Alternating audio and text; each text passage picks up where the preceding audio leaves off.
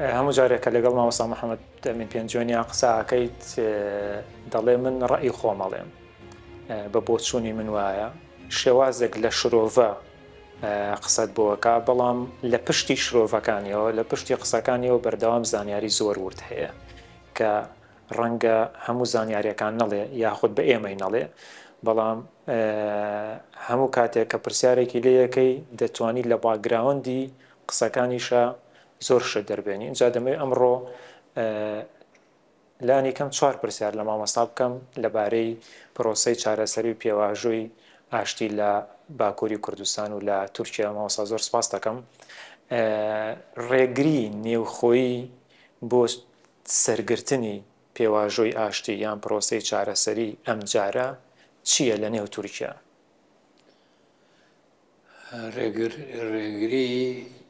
لە پرۆسەکە بۆی بەرەو پێش نەچێ وەکو بەڕێز ئەردۆغانش خۆشی وتی کەسانێکان کە کۆسپ و تەگەرە دروستەکەن بۆ ئەم پرۆسەیە و هەوڵ دەدەین بەسەریا سەرکەوین و ئەم قسەیە ساین باخچەلیش هەر تیکراری کردەوە کە بەشێک پێیان ناخۆشە و ڕێگری لێکردن. بەڵام لە حەقیقەتە ئەگەر بەجددی سەرکۆماری تورکیا بێوێ یان ئاک پارتی بێوێ بە هەموو شێوەیەک پرۆسەکە بەرەو پێشەوە بن و ئەتوانێت سەرکەون بەسەر ئەو کەن و کۆسپۆ ڕێگریانەی کە ئەوان باسیەکەن. یعنی ئەتوانم ئەوە بڵێم مەسەلەکە لای دەوڵەتی تورکە ئەوەی کە مەفرۆز بوو لەسەر پەکەکە چەک داماڵین، چەک سووتاندن، ئێعلانکردنی کە شەڕی چەکداری بەڕەسمی لە کۆنگرە بڕیاریانە شەڕی چەکداری لەگە دەوڵەتی تورک ناکەن، بەڵکو ئەو هێزەی کە هەیەە ئەیگۆڕن بۆ خەباتی سیاسی و دیپلۆماسی و جەماهیری یعنی خەباتی مەدەنی. ئەمانە داواکاری بوو کە دەوڵەتی تورکیا لە پەکەکەی کرد و لە بەڕێزوەژەلانی کرد و لەو گفتوگۆیەی کە لەگەڵ بەڕێزوەژەلان کردویانە لە ئیمرالی و یان کە هێناویانەتە دەرەوە قسەیان لەگەڵ کردەوە یان وەکو دەم و باسیەوە هەیە کە هاکان فیدان چەند جار و بەڕێز باخچەلی چەند جار چوونەتە لای و مناقشەیان کردووە گەیشتونەتە ئەم پرۆسەیە. ئەوەی کە داواکاری ئەوان بوو یان دینی ئەو دەوڵەتانیان دەوڵەتە زەلێزەکان کە لە دوور و چاودێری ئەم پرۆسەیەکەن و حەزەکەن ئەم کێشەی پەکەکە و کێشەی کورد بە تەواوی لە تورکیا بە ئاشتی چارەسەر بکرێ. ئەوانیش داواکاری ئەوانە بۆ هەمووی جێبەجێ کردوە کۆڵی ئێستا تۆپەکە لە ساحای تورکیا. تورکیا زۆر هەنگاوی هێواشانێ لێژنێکیان دروست کردووە لە پەرلەمان و لە هەموو هێزە حیزبەکانی ناو پەرلەمان. ئەوانە کۆبوونەوە کەن خەڵکە بینن کەسایەتی و سیاست مەدارە بینن، ئەوانەی عەلاقەیان بم قەزیەوە هەیەیان بینن. ئەمانە عەلا ئەساس ڕێی هەمویان وەرەگرن دوایی ئەیکەن بە پێشنیار و تەقدیمی پەرلەمانی ئەەکەن و ئەبێ بە قەراری تەشریعی بۆ چارەسەرێکی ئاشتیانە و دیموکراتیزەکردنی سیستەمی تورکیا. باشە ئەمەش زەمانێکی زۆرەگە ئەخایەنێ و ئەوەی کە ئەمانەیکەن قەرار هەتاکوم هەتا نهایەتی مانگی دا ئەم ئیشانە جێبەجێ بکەن و ئەم پێشنیارانەی ئەوانە چێتە پەرلەمان و لە پەرلەمان مناقەشەکرێەوە هەموویشی ئەگەڕێتەوە بۆ حیزبی دەسەڵات کە ئاک پارتیە، بۆ حیزبی مەهاپەکە هاوپەیمانی ئەوە، چونکە بەشی زۆری ئەندامانی لێژنەکە ئەو دو حیزبن. بەڵێ ئاک پارتی و مەهاپەیە پێنج ئەندامی هەیە. مەسەلەن ئاک پارتی حیزبی دەسەڵات 21 ئەندامی هەیە باخچەلی نازەم چەندە وەرحاصڵ هەموویەکە و هەموویشیان ڕێی ئەندامانی لیژنەکە هەموویشی لەسەر یەک مەسەلە ڕێک نین لەسەر یەک فکر نین چەند حیزبێکی جیان نێوەڕۆکی جیاواز و ڕای جیاوازیان هەیە مختلفی هەیە بە ڕاستی ئەمەش درێژەیە کێشەیە بەڕێی من هەتاوەکو درێژە بکێشێ پرۆسەکە زوو چارەسەر نەکرێ تووشی تەگەرە بێ احتیمارە لەباری ببن قسەیەک هەیە دەڵێن دەوڵەتی تورکیا ئێستا بە گومانە لە پاکەکە لەبەر ئەوەی تەنیا ئەوەی با بڵێن ئەو چەک سووتانەی نیشاندا دوای ئەوە هیچ هەنگاوێکی دیکەی نەناوە یان تەنانەت هەندێک دەنگۆ هەیە دەڵێن چەکی نوێشیان کڕیوە ئەمە ڕاستە پەکەکە خۆ بە هەزاران چەکدار و گریلێ هەیە لەو شاخە هەر ئەو 35 چەکە نەبوو ئەوە شتێکی ڕەمزی بوو بۆ میدیای عالەمی بوو بۆ ئیتمئینانی تورکیاش بوو کە ها ئەگەر ئێوە بەجددی بێنە پێشەوە ئێمە ئەوە چەکەکانیش دەسووتێنین شتێکی ڕەمزی بوو ڕاستە چەکەکە 15,000 چەکداری هەر لە منتیقی قەندیل و ئەو شوێنانە هەیە کە لە کوردستانی باشوورن و ئێمە من شخصیان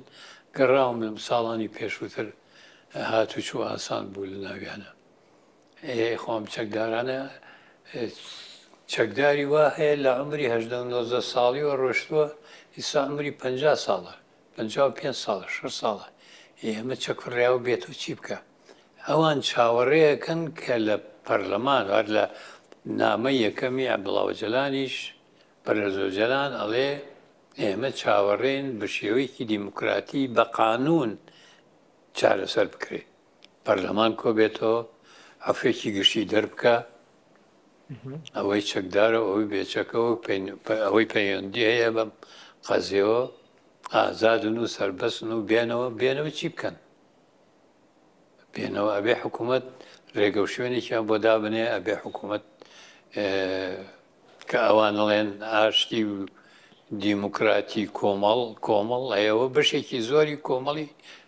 تورکیایە کۆمەڵی گەلانی تورکیایە بێ ئەمانە سەر لە نوێ بێنوە تێکڵاوی ژیانی مەدەنی بن چۆن بە چڕێکێک ئەمانە هەبێ ئەبێ بە قانون خۆ ئەگەر ئەمانە نەکە دەوڵەتی تورکی هەروە بە قسەوەکو من ئیسێژ لە کۆڕبەندەکە وتم باخچەلی قسەیەکی جوانی کردڵێ کورد و تورک بران لە شەڕی مەلازگر پێکەوە شەڕمان کرۆ سەرکەوتوون لە شەڕی چاڵدێران پێکەوە سەرکەوتوو بوون لە شەڕی فڵان کوریانی بۆ ئەوەی ممکنە ژیلی وەکو ئێوەمانان یا ئەمژیرە نەزانن لە شەڕی مەلازگر داوایان لە ئەمارەتی بابان کرد 1000 سوار و شیر بەدەست و شمشێر بەدەستی کوردی بەڕانکوچۆڵە و کڵاشی هەورامیەوە نار بۆ شەڕی مەلازگر ئەنجا تورکەکان سەرکەوتن بەسەر بێزەنتیەکان و بەسەر ڕۆمەکانەوە کۆڵێن باشە ئەمانە کە لە تاریخمانە هەیە ئەبێت تۆش زمانێکی قانونی هەبێ کە ئەو خەڵکە بێتەوە باش ئەوان نیازیان نییە تەمەڕوتکەن لە پرۆسە سیاسی ئەوەی کەماوە نازیان نییە لە ئەوامیر و لە تعلیماتی پەرێزۆجەلان دەرچن و دەریژ دەمیست ئەو پرسیارەکەم لە ناو پاکەکەیە هەڵگەڕانەوە ڕوونادات مستەحیلە هەڵگەڕانەوە ڕوونا بەڵام ئەگەر ئەمان هیچ نەکەن ئەوە لە شوێنی خۆیان دانیشتون و چێکی خۆیان لێشانیان هەر لە ناو پاکەکە جگە لە خەڵکی باکووری کوردستان خەڵکی بەشەکانی دیکەی کوردستانیش هەیە ئەوانە چارە نووسیان چی لێدە لە دوای ئەم پرۆسێ ئەوە چێتەوە بۆ باکووری کوردستان و بۆ تورکیا ئەوانی دیکە چارە نووسیان چییە بێ ئەوەش یەکێکە لە کێشەکان کە بێ لەگەڵ دەوڵەتی تورکیا قسە بکرێت دەوڵەتی تورکیا مەسەلەن ئەوانەی خەڵقی کوردستانی خۆمانن لەگەڵ حکوومەتی هەرێمی کوردستانە هەرچەند حکوومەتی هەرێم و سەرۆکانی حکوومەتی هەرێم لە ئەوڵی پرۆسەکەەوە لە ئیشەکان بە تایبەتی کە من شخصیان لە ڕێی کاگنەشیر بەرزانی ئەوەختە کە سۆرەکی حکوومەت بوو هیچش کە سۆرەکی هەرێمە لەم پرۆسەیە لە ئەو ڕۆژە لەگەڵایە و بە تەلەفۆن لەگەڵ مناو بە بینین کاتۆم چوومەتە خزمەتی و بینیومە ئەو لەگەڵ پرۆسەکە ڕوا و هەوڵی ژەدا بۆ پێش کەوتنی پرۆسەکە. هەروەها جنابی کاک مەسعودیش، هەروەها سەرۆکی یەکێتی نیشتمانی کاک بافڵیش، ئەمانە لەگەڵ پرۆسەکان کە ئەوە سەری گرت و ئەفعام دەرچوو بۆ هەموو کوردەکانی باکوور و چوونەوە شوێنی خۆیان و چوونەوە ناو حیزبی هەدەف یا دەمپارتی کەوتنە چالاکی سیاسی، ئەبێ حکوومەتی تورکیا لەگەڵ حکوومەتی هەرێم بڵێن ئاخافتنێکی جددی بکەن کە چارە نووسی ئەوانە چۆنە بێ، چیان لێ بکەن، چۆن یارمەتیان تایبەتیش خەڵکی ڕۆژهەڵاتیان بکەن کە بێنەوە مەسەلەن ئەوە ئەبێ وەکوتم ئەویش واجبی حکوومەتی تورکی و دەوڵەتی تورکیە کە لەگەڵ حکوومەتی هەرێم بەڕەسمی لەسەر مەسیری ئەوانە بکەونە گفتو. جەنابەت پێت باشە ئەوانەی کە لە چیان دەچنەوە شار لەگەڵ هەدەب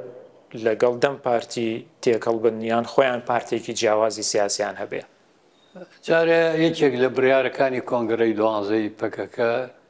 ئەوەیە کە بە ناوی پەکەکەەوە کار ناکەن، نە سیاسی نە عەسکەری نەچەکداری، داوان بە ناوی پەکەکەەوە سیاست ناکەن. کاکە لە پرۆسەی پێشتریشە پرۆسەی پێشووی پرۆسەی چارسەری کە لە ئۆسلۆ دەستی پێکرد، دوای مەسەلەی ئۆسلۆ تێکچوو هاتە سلێمانی، ئەو من بە ناوی پەکەکەەوە بە ئاگاداری سەر کۆماری پێشووی عێراق جەنابی مامجێلا تاڵەبانی خوافریکا هاتوو چۆمە کرد و ڕۆشتمان قەرەوە ڕۆشتمە قەندیل و هاتمەوە و تەبادولی شتەکانمانەگر هەتا دوای ڕێکەوتن لەسەر ئەوەی کە حیزبی هەدەب کەوتنە بینەوە. لەوێش عینی شت تەڕەحکرا ئەو خەڵکانەیەنەوە بچن لە حیزبی هەدەبیش بکەن، ئەو هێزەی کە پەکەکە هەیەی و هێزە جەماهیریە ئەو هێزە بەشەریە بێن لە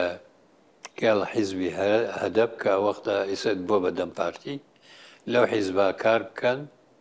خەباتی سیاسی بکەن، خەباتی دیپلۆماسی بکەن، خەباتی مەدەنی بکەن بۆ داواکردنی مافی کورد و وەکو حیزبێک. حتا ئەوش مەترۆح بوو، ئەو هەیەتی کە منم بینین 4-5 کەس بوون، ئەو پێشنیارەکانی ئەوان بووکە ئەوانە هاتنەوە بچنە حیزبی هەدەب، ئەوەی سیاسە دەکا سیاست بکە و بەشداریش بکەن لە هەڵبژاردن و بچنە پەرلەمان وەکو ئۆپۆزیسیۆن حتا ڕێیەکان وا بوو بەشداری بکەن کە چوونە پەرلەمانیش وەکو ئۆپۆزیسیۆن ئیشەکان ببن بە حیزبێکی ئۆپۆزیسیۆنە کویسە جەهاپە و چەند حیزبێکی تر ئۆپۆزیسیۆن لە تورکیا ئەگەر بەشداری حکوومەتیشەکەن ئەوە بە گوێرەی ئیستیحقاقی انتخاباتی تعاملیان لەگەڵەکەی. ئەمە هی پێشوو بوو. ممکنە ئەم پرۆسەیە ئەم بڵێم فکرێ دووبارە بێتەوە لەم پرۆسەیە،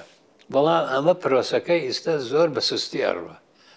ناو کیسەڵی ئەڕوایان، ئەمەش زەرەری زۆرە بۆ پرۆسەکە. احتیمالە تەتەوراتێکی وا بێ تورکیا پاشگەز بێت و احتیمال تەتەوراتێکی وا بێ لە منتیقەکە وەکو ئەمڕۆژ باسم کرد لەوە کۆڕبەندەکە پەکەکە پەشیمان بێتەوە. پێشەوەی ئەم تەتەوراتانە ڕۆژووکە تورکیا نەوەزعێکی سیاسی زۆر خراپدایە. لەوێش باسم کرد تورکیا گەمارۆ دراوە، تورکیا لە بەردەم پرۆژەی دیزاینکردنەوەی نوێیش ڕۆژهەڵاتی ناوەڕاستایە، دیزاینکردنەوەی ڕۆژهەڵاتی ناوەڕاست وەکو لۆزان نییە، جوگرافیە خەریتە بێن جگرا. ئەمجارە اقتصادی، سیاسی، عسکەری، استخباراتی، جوگرافی تەوزیعی منتیقەیە. ئەم پرۆژەیە پرۆژەی ئەمریکا و ئیسرائیلە و دەوڵەتی ئیسرائیل مکەلەفە بە جێبەجێکردنی و دەستیشیان پێکردەوە تە شەڕی غەزا بەشەرەکە بەشەر و وەکو عەرەبەڵێ بەشەر و حەجەر پێکەوە ئیبادە بوون. ئەوەی لە غەزا کرێ بەڕاستی کارەساتێکی ئەم عەسرێ لە شەڕی ئێران و هەموو ڕۆژێکیش ئەگەر لەگەیانتان بێ لە شەڕی ئێران و ئیسرائیلە دەوڵەت باخچەلی ئاهاتە سەر تەلەڤیزیۆنەوی دوای ئێران ئێمەین پێویستە یەک بگیرین پێویستە جەبهەی ناوخۆیی بەهێزکەین و ئەم پرۆژەی ئاشتێش و هێنانی پەگەکە و هێزی کورد بۆ تەرەفی حکوومەت لە چوارچێوەی ئەوەیە کە ئەیانوێت جەبهەی داخلی بەهێزکەن بۆیە بۆسن بەرامبەر بەوە چکە لەو دیزاینکردنەوە تورکیای تایە ئێرانی تایە جارێکی تر عێراقی تایە احتیمالی سێ بەشبوونی عێراق ئەوە زۆر واریدە لە سەدانەوە عینشت لە سووریا لەم دیزاینکردە لە لۆزانە کە ممتەلەکاتی عوسمانیان باش کرد تەنها میلەت زۆرەری کرد کورد زۆر وڵاتی تر فەلەستین لبنان سووریا ئەوانە هەموو بوون بە دەوڵەت وەختە پیاوتم بلادشە ئێوانە بوون بە دەوڵەت تەنها کورد ومێدی هەیە ئەم جارە کورد بەڵام ئەم جارە لە دیزاینکردنەوە کورد خاڵێکی ئەساسیە بۆ معلوماتتان لەوێش ئیشارەتم پێ چەندە هەندێک بەرەدەران پێیان ناخۆش خاڵێکی ئەساسیە دەوڵەتی کوردستانی کوبرات کوردستانی گەورە خاڵێکی ئەساسیە بۆ ئەوەی ئەم وڵاتانە تێبچێت ئەو چوار وڵاتی کوردی تایە بە کورد زیاتر تێک ناچێ و پارچە پارچە نابێ لە خەریتەی ئەوانە خۆ ئەمانە ئەوە ناتون پرس بە کورد بکەن بە فلان حیزب فلان سەرۆک فلان کرد ئەوان لە ئیشکردنەکەی خۆیانە ئەبێ کورد کیانێکی هەبێ بەهێز بێ سنووری ئیسرائیل ئامین و ئەمان بێ کورد لە ڕۆژاوا ئێسش ئەبێ بەهێز ئەبێ بە کیانێکی گەورە ئەبێ بە قووەتێکی گەورە هێزی سوورەی دموکرات ئەبێ بە جێشێکی گەورەی بەهێزی پرچەک بە جێشی بە سیلاحی ناتۆ ئەمریکا بۆ ئەوەی سنووری ئیسرائیل بپارێزی ئەوان بۆ خۆیان مەسلحەتیانەوەیە کورد بێ بە دەوڵەت بۆ خۆیان مەسلحەتیانەوەیە کە کورد بێ بە کیانێ هەم بەرامبەر ئێران ئەوەستێ هەم بەرامبەر بە تورکیا کە ئەم دەوڵەتە گەورانەی ڕۆژهەڵاتی نەوەڕاست ئێران و تورکیا لە منتیقە هەرکەس خۆی وەکو زلهێزی یەکەم بسەپێنێ ئەمە مەقبول نییە نەلایەن ئەوروپا و ناتۆ نەلایەن ئیسرائیل لەبەر ئەوە بەچی ئیشەکەی خۆیان جێبەجێکەن بە بوونی کورد بە دەوڵەتێکی گەورەی بەهێز لە منتیقەکە و تەحالوفی سیاسیان لەگەڵا بکرد ئەمە تورکیای یەکێکە لەو دەوڵەتانەی کە بەر ئەمە ئەکەوێ بەڵام ئیسا خۆ ئەم پرۆگرامەکە ئەمریکا و ئیسرائیلیانەوێت جێبەجێکەن بچینە بە ساڵێک بە 2 ساڵ بە 10 ساڵ ئەمە پرۆگرامێکە ئیشی لەسەرەکەن و پرۆسەکەی من ئەیش بێت بەڵێتێ پرۆسەکە ینی مەبەستێ بە زووی جێبەجێ بکرێت پرۆسەی ئاشتی لە تورکیا ئەنجا ئەگەر ئەمان پرۆسەی ئاشتیەکە پێش نەخەن تورکیاش بەرە ئەو زەلزەلەیەکەوێ بەرە ئەو بوومەلەرزەیەکەوێ ئەوە بەسەراحە دەیڵێم کە بڵاویشی بکەنەوە با هەددا استخباراتی تورکیش بزانێ ئەگەر پرۆسەی ئاشتی زوو جێبەجێ نەکرێ قەناعەت بە کورد نەکرێ بێ بە هاوبەشی تورکیا لە دەسەڵات و لە هەموو شتێکە تورکیا بەر ئەمە ئەکەوێ پارچە ئەبێ و ئەو وەختە بەیان چارەسەر ناکرێت دەستخۆش زۆر سوپاس مامەسا ئەزێتم مای کاتم گرتی سپاس بۆ مادووبوونت دەستخۆش بێ